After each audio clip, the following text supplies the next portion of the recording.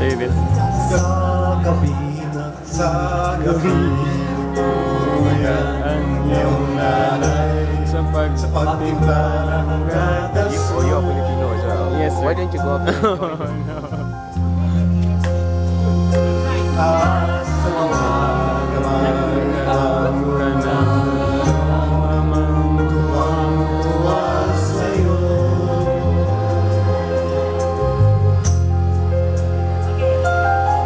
Ngayon malaki ka na, nais mo'y maging malaya. Di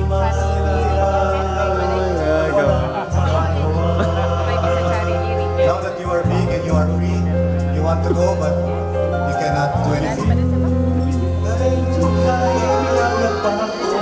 Matigas ang iyong ulo at layo'y ay sinuway mo.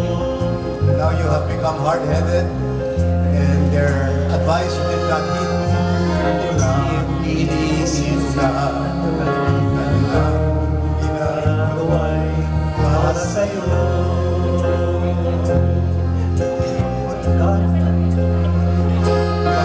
Pagka-nais mo masunod ang ayaw mo sinapansin.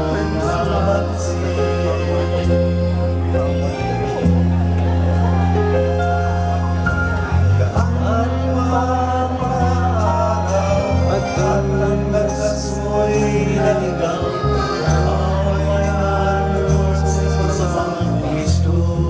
And the days passed and you were lost and you got into all sorts of vices.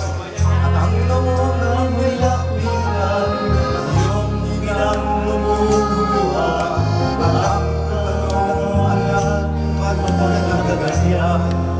Then you went to your mother who was crying and she asked what has happened to you. At ang iyong mga mata ay biglang hindi mo napapansin.